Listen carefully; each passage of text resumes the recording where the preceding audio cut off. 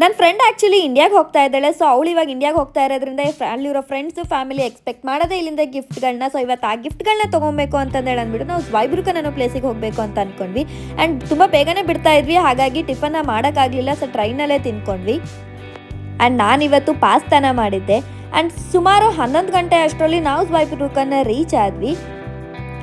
ಇಲ್ಲಂತೂ ಎಷ್ಟು branded stores ಇದೆ ಗೊತ್ತಾ. ಆ್ಯಂಡ್ ಆಲ್ಸೋ ನೀವೆಲ್ಲ ಕ್ರಾಕ್ಸ್ ಅನ್ನೋ ಒಂದು ಫುಟ್ವೇರ್ ಬಗ್ಗೆ ಕೇಳೇ ಇರ್ತೀರಾ ಅಲ್ವಾ. ಎಸ್, ಇದೊಂದು ಜರ್ಮನ್ ಬ್ರ್ಯಾಂಡ್ ಆಗಿರುತ್ತೆ. ಆ್ಯಂಡ್ ಇದ್ರ ಬಗ್ಗೆ ಒಂದು ಇಂಟ್ರೆಸ್ಟಿಂಗ್ ಫ್ಯಾಕ್ಟ್ ಇದೆ, ಹೇಳ್ತೀನಿ ಕೇಳಿ. ಒನ್ಸ್ ಕ್ರಾಕ್ಸ್ ಅನ್ನೋ ಫುಟ್ವೇರು ಮಾರ್ಕೆಟಿಗೆ ಬಂದಮೇಲೆ ಇಲ್ಲಿರೋ ಜನ ಬೇರೆ ಒಂದು ಫುಟ್ವೇರ್ನ ತುಂಬ ವರ್ಷಾನ್ಗಟ್ಲೆ ತೊಗೊಳೋದನ್ನೇ ಮರ್ತ್ಬಿಟ್ರು ಅಂತೆ.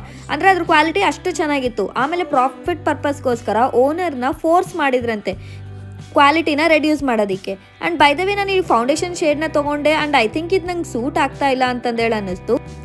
ವಾಪಸ್ ಬಂದಮೇಲೆ ನಾವು ಬರ್ಗರ್ ಕಿಂಗಿಗೆ ಹೋಗ್ಬಿಟ್ಟು ಅಲ್ಲಿ ಒಂದು ಸ್ವಲ್ಪ ಊಟನ ಮಾಡ್ಕೊಂಡ್ವಿ. ಆ್ಯಂಡ್ ಬೈ ದ ವೇ ನಾಳೆ ನಮ್ಮ ಆಫೀಸಲ್ಲಿ ದಿವಾಲಿ ಪಾರ್ಟಿನ ಹೋಸ್ಟ್ ಮಾಡಿದ್ದಾರೆ.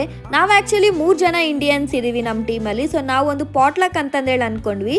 ಇದಕ್ಕೆ ನಾನಿವತ್ತು ಕ್ಯಾರೆಟ್ ಹಲ್ವಾನ ಮಾಡ್ತಾ ಇದ್ದೀನಿ. ಆ್ಯಂಡ್ ಒಂದು ಸಜೆಷನ್ ಫ್ರೆಂಡ್ಸ್, ಕೋವಾನ ಆ್ಯಡ್ ಮಾಡಿ ಆಯಿತಾ ಕ್ಯಾರೆಟ್ ಹಲ್ವಾಗೆ. ಆಲ್ಮೋಸ್ಟ್ ಒಂದು 70% ಕುಕ್ ಆದಮೇಲೆ ಟೇಸ್ಟ್ ಅಂತೂ ಸಖತ್ತಾಗಿರುತ್ತೆ.